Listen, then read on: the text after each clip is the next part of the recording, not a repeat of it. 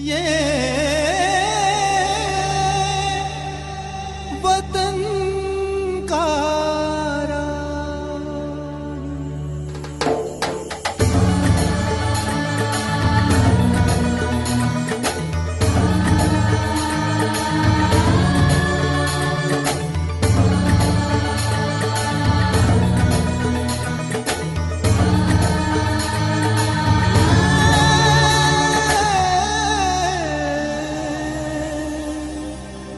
वतन का राग दिलों को जोड़ता, इतिहास मोड़ता, दिलों को जोड़ता, इतिहास मोड़ता, बेटा धरती को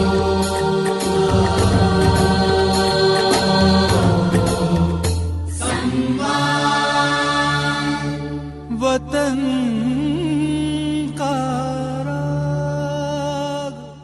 वतन का राग सुनने वाले सभी श्रोताओं को हमारा नमस्कार। आजादी का अमृत महोत्सव के अंतर्गत वतन का राग कार्यक्रम में आज हम स्मरण कर रहे हैं महान शिक्षाविद, चिंतक और भारतीय जनसंघ के संस्थापक डॉक्टर श्यामा प्रसाद मुखर्जी का। श्रोताओं, कार्यक्रम के अंत में आजादी का अमृत महोत्सव प्रश्नोत्तरी के अंतर्गत हम आपसे एक सवाल पूछेंगे, जिसका सही जवाब देने वाले भाग्यशाली विजेताओं को मिलेगा आजादी के दुर्लभ तरानों पर केंद्रित जन गर्जे श्रृंखला से एक ऑडियो एल्बम और आजादी के रणबांकुरों का एक छायाचित्र।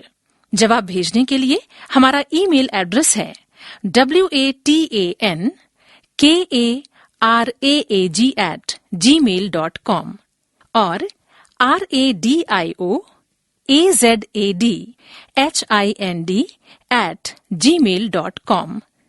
आप हमें SMS के जरिए भी जवाब भेज सकते हैं। हमारा नंबर है 7771908908। नंबर एक बार फिर सुन लें, 7771908908। सही जवाब के साथ आप अपना नाम, अपने शहर का नाम और अपना ईमेल एड्रेस अवश्य लिखें। ये वतन एक देश में दो विधान, दो प्रधान और दो निशान नहीं चलेंगे, ये कहना था अखंड भारत के प्रबल समर्थक, सुप्रसिद्ध शिक्षाविद, महान चिंतक, प्रखर वक्ता, कुशल संगठनकर्ता और भारतीय जनसंघ के संस्थापक डॉक्टर श्यामा प्रसाद मुखर्जी का, जिन्होंने देश की अखंडता के लिए अपना सर्वस्व न्यौछावर कर दिया। डॉक्टर श्यामा प्रसाद मुखर्जी बहुआयामी व्यक्तित्व के धनी थे। वे एक दक्ष राजनीतिज्ञ तो थे ही, लेकिन उससे भी पहले वे एक प्रखर राष्ट्रवादी और देशभक्त थे। देश से उनके सरोकार गहरे थे। श्यामा प्रसाद मुखर्जी का जन्म 6 जुलाई सन 1901 को कोलकाता के एक संपन्न और अत्यंत प्रतिष्ठित बंगाली परिवार में हुआ था। उनके पिता सर आशुतोष मुखर्जी बंगाल के एक जाने माने शिक्षाविद थे। उनकी माता का नाम जोगमाया देवी था। बचपन से ही श्यामा प्रसाद मुखर्जी अत्यंत संवेदनशील और अंतर्मुखी स्वभाव के थे। बचपन में श्यामा प्रसाद मुखर्जी को घर पर बेनी कहकर पुकारा जाता था। उनका रंग अपने भाइयों की तुलना में सांवला था, इसलिए सभी उन्हें चिढ़ाते और भूतिया भूती कहकर बुलाते थे। एक स्वस्थ और सुंदर वातावरण में उनकी परवरिश आरंभ हुई। घर पर अध्ययन अध्यापन का बहुत अच्छा वातावरण था, जिसका प्रभाव बचपन से ही उन पर पड़ा। श्यामा प्रसाद मुखर्जी अत्यंत कुशाग्र बुद्धि के विद्यार्थी थे। शिक्षा के प्रति उनके भीतर गहरा अनुराग था। सभी विषयों में उनकी गहरी रुचि थी। अपने जीवन में शिक्षा को उन्होंने एक अनमोल निधि की तरह एकत्रित किया और आने वाली पीढ़ी में विद्या की ये निधि वे उसी उदारता और जिम्मेदारी के साथ बांटते रहे। श्यामा प्रसाद मुखर्जी की प्राथमिक शिक्षा भवानीपुर के मित्र इंस्टीट्यूशन से हुई। सन 1917 में मैट्रिक की परीक्षा पास करने के बाद उन्होंने कोलकाता के प्रेसिडेंसी कॉलेज से 1921 में बीए की उपाधि प्राप्त की। बीए करने के बाद उनका विवाह सुधा चक्रवर्ती के साथ संपन्न हुआ, लेकिन बहुत जल्दी ही उनकी पत्नी की मृत्यु हो गई। श्यामा प्रसाद मुखर्जी इससे अत्यधिक दुखी हुए और उन्होंने आजीवन पुनर्विवाह नहीं किया। सन 1923 में वे विश्वविद्यालय सीनेट के फेलो बने। 1924 में लॉ की परीक्षा पास करने के बाद उन्होंने कोलकाता उच्च न्यायालय में अधिवक्ता के रूप में अपना नाम दर्ज करवाया। कुछ समय बाद श्यामा प्रसाद मुखर्जी विदेश चले गए। वहां पर लंदन मैथमेटिकल सोसाइटी ने उन्हें सम्मानित सदस्य बनाया।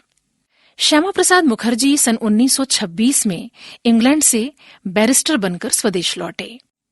अपने पिता की तरह उन्होंने भी बहुत कम उम्र में ही शिक्षा के क्षेत्र में अत्यंत उल्लेखनीय सफलताएं अर्जित कर ली थीं।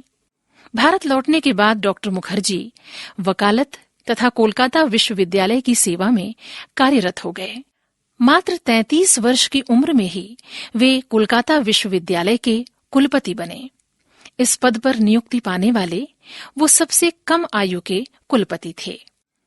इस तरह एक विचारक, एक प्रखर शिक्षाविद के रूप में उनकी उपलब्धि तथा ख्याति निरंतर बढ़ती चली गई। डॉक्टर श्यामा प्रसाद मुखर्जी जब कुलपति थे तब 1937 में गुरुदेव रवींद्रनाथ टैगोर को पहली बार विश्वविद्यालय के दीक्षांत समारोह में भाषण देने के लिए उन्होंने आमंत्रित किया। उनके आत्मीय आमंत्रण पर गुरुदेव पधारे और बांग्ला भाषा में उन्होंने भाषण दिया। सभी छात्रों के लिए ये एक सौभाग्य क्षण था। सन 1938 तक डॉक्टर श्यामा प्रसाद मुखर्जी इस पद पर बने रहे और शिक्षा के क्षेत्र में अतुलनीय योगदान दिया।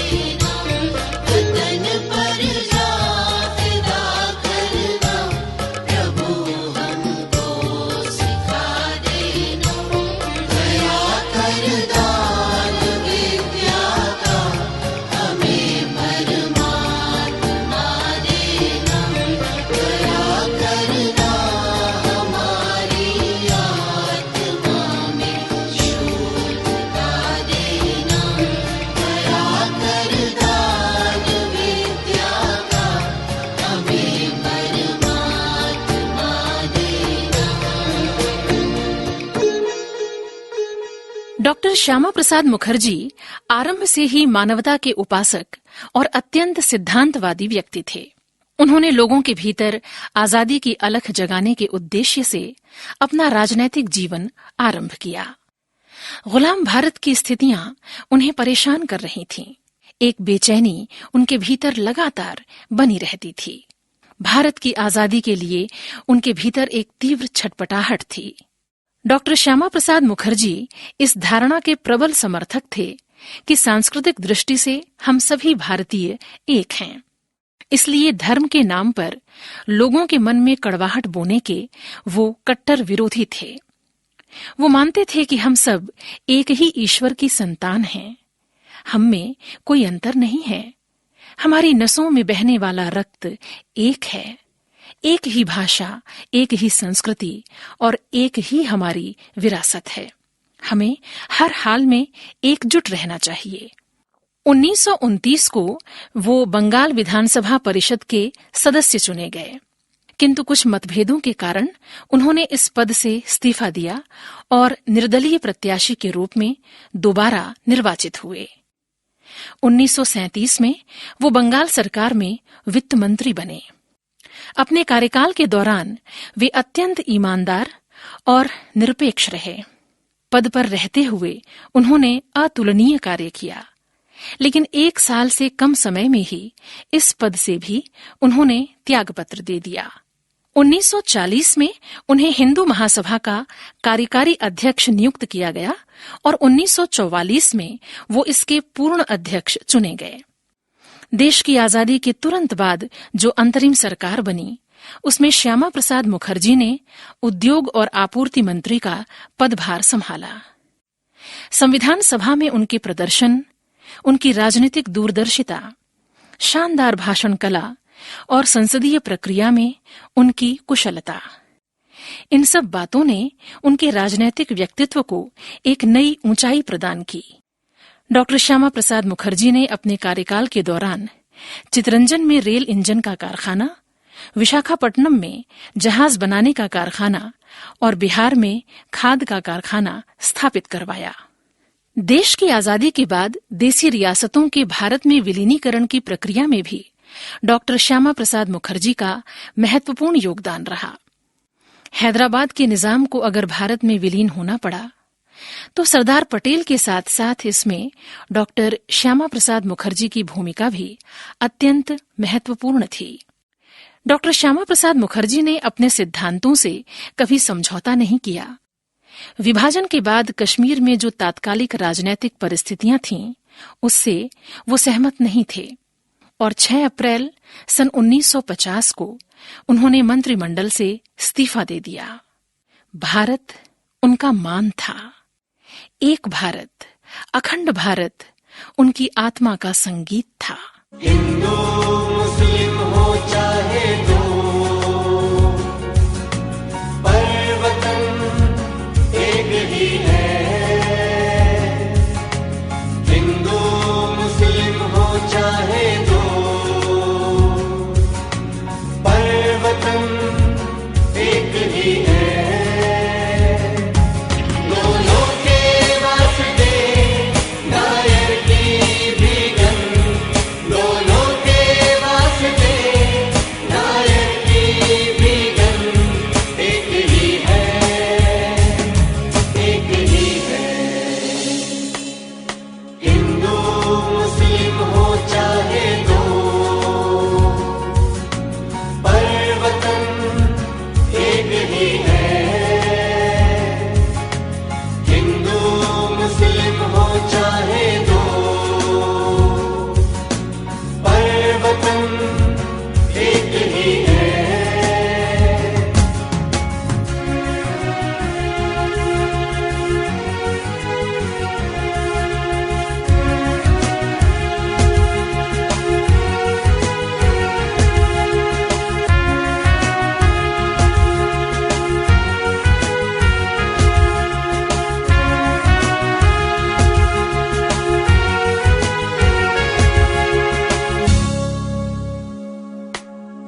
एक ही माँ के हैं आगोश में बैठे दोनों,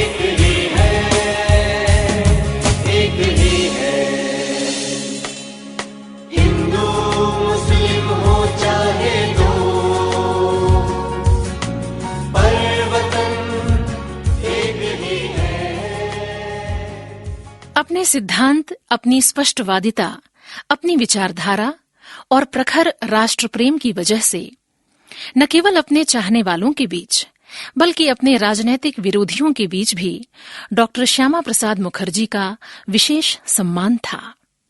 एक भारत, अखंड भारत का भाव उनके लिए सर्वोपरि था। उनका जीवन बहुत लंबा नहीं रहा, लेकिन शिक्षा के क्षेत्र में, महिला सशक्तिकरण और तकनीक की दिशा में उन्होंने जो काम किया, वो काम उस दौर की सोच से बहुत आगे का काम था। खासतौर पर वो देश के विकास में जन भागीदारी को बखूबी समझते थे। उनके पास अत्यंत प्रभावशाली राष्ट्रवादी चिंतन था, जिस पर वो अटल थे। यही कारण है कि अक्सर सहकर्मियों से उनका मतभेद हो जाया करता था, लेकिन वो अपने सिद्धांतों के आगे कभी झुके नहीं। डॉक्टर श्यामा प्रसाद मुखर्जी संपूर्ण देश को एक इकाई के रूप में देखना चाहते थे।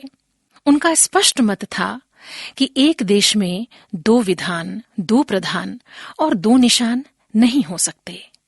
21 अक्टूबर 1951 को देश को एक नई दिशा देने की सोच के साथ दिल्ली में उन्होंने भारतीय जनसंघ की स्थापना की और इसके पहले अध्यक्ष बने। इस तरह एक मजबूत राष्ट्रवादी प्रतिपक्ष तैयार हुआ।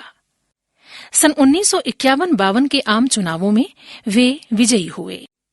डॉक्टर श्यामा प्रसाद मुखर्जी भारत की अखंडता के दृढ़ पक्षधर थे। उनका मानना था कि आजादी के बाद भारत की एकता और अखंडता कायम रखना एक अत्यंत महत्वपूर्ण बात है। आजादी के बाद राज्यों के विलय को लेकर उनका अपना स्पष्ट मत था और इस हेतु उन्होंने सत्याग्रह भी किया। कच्छ और कश्मीर में क्षेत्रीय अखंडता का मुद्दा उन्होंने पुरजोर तरीके से उठाया। संसद से सड़क तक उन्होंने आंदोलन किए। कश्मीर में चल रहे डोगरा आंदोलन का भी उन्होंने भरपूर समर्थन किया था। कश्मीर में लागू परमिट व्यवस्था का विरोध करते हुए उन्होंने एक लोकतांत्रिक सोच का परिचय दिया और उस पर अडिग रहे। कश्मीर की तत्कालीन परिस्थितियां उन्हें कचोट रही थीं। जम्मू कश्मीर की परमिट व्यवस्था से वे अत्यंत आहत थे। इसके विरोध स्वरूप वे बिना परमिट लिए ही जम्मू कश्मीर की यात्रा पर निकल पड़े। 8 मई सन 1953 की सुबह 6:30 बजे अपने समर्थकों के साथ वो पंजाब के रास्ते जम्मू के लिए रवाना हुए। जालंधर से अमृतसर के लिए उन्होंने ट्रेन पकड़ी। अमृतसर में 10 मई 1953 को भारत की एकता पर उन्होंने महत्वपूर्ण वक्तव्य दिया और 11 मई 1953 की शाम को श्यामा प्रसाद मुखर्जी को जम्मू कश्मीर की सीमा के 2 मील भीतर लखनपुर से गिरफ्तार कर नजरबंद कर लिया गया। नजरबंदी के दौरान ही 23 जून 1953 को उनका निधन हो गया। इस तरह देश के लिए उन्होंने अपना सर्वस्व अर्पण कर दिया। नमन ऐसे महान राष्ट्रभक्त को। मन समर्पित, तन समर्पित और ये जीवन समर्पित।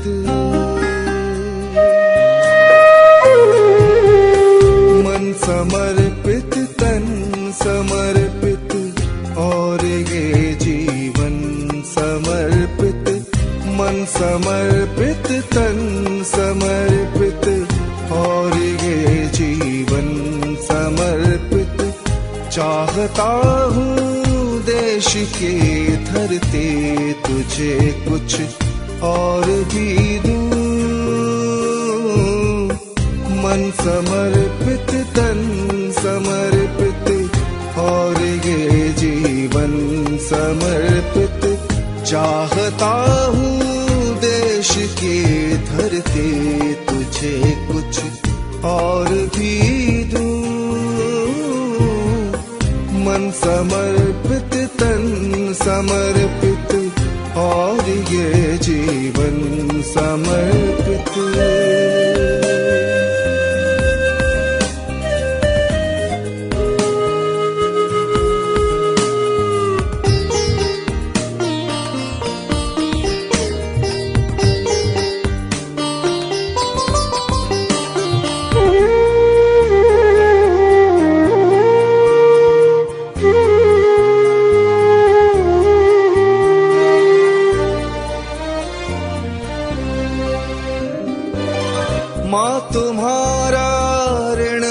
बहुत है मैं अकिंचन,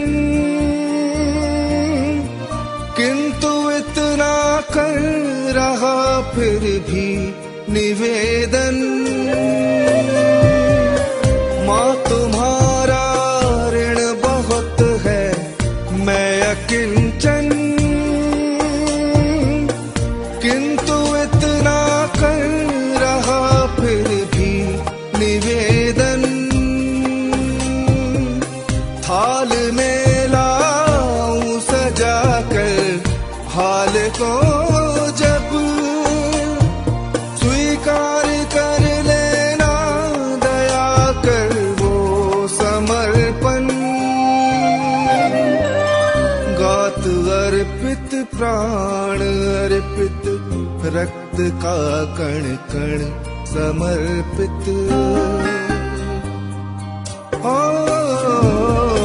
गात अर्पित प्राण अर्पित, रक्त का कण कण समर्पित।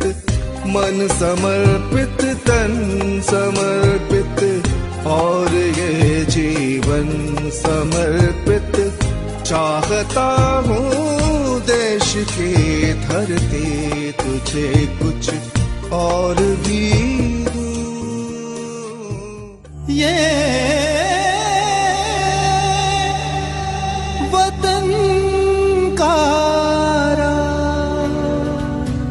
आजादी का अमृत महोत्सव के अंतर्गत अभी आप सुन रहे थे कार्यक्रम वतन का राग। मार्गदर्शन श्री शिवशेखर शुक्ल, समन्वय श्री संजय यादव और प्रस्तुति स्वराज संस्थान संचालनालय, संस्कृति विभाग मध्य प्रदेश की। और श्रोताओं, अब वक्त है आजादी का अमृत महोत्सव प्रश्नोत्तरी के विजेताओं के नाम जानने का। हमारा सवाल था कि वंदे मातरम गीत के रचयिता कौन थे। इसका सही जवाब है बंकिम चंद्र चटर्जी। यूं तो कई श्रोताओं ने हमें सही जवाब लिख भेजा है, लेकिन लकी ड्रॉ द्वारा चुने गए हमारे 4 भाग्यशाली विजेता हैं लखनऊ से शर्मिला नसरपुर, इंदौर से अनुश्री उपाध्याय, गांधीनगर दिल्ली से केशव प्रजापति और कल्याणपुर शहडोल से लोमस कुमार खांडे। आप सभी को बहुत बहुत बधाई।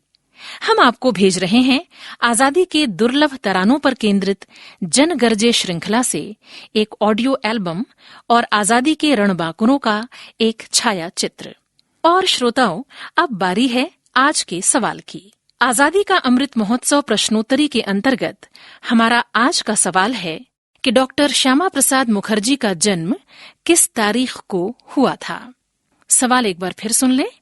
डॉक्टर श्यामा प्रसाद मुखर्जी का जन्म किस तारीख को हुआ था। आपके जवाब 10 दिनों के भीतर हमारे पास पहुंच जाने चाहिए।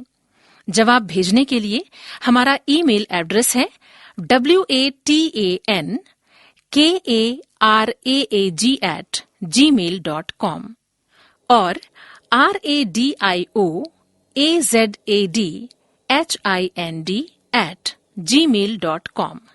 आप हमें SMS के जरिए भी जवाब भेज सकते हैं।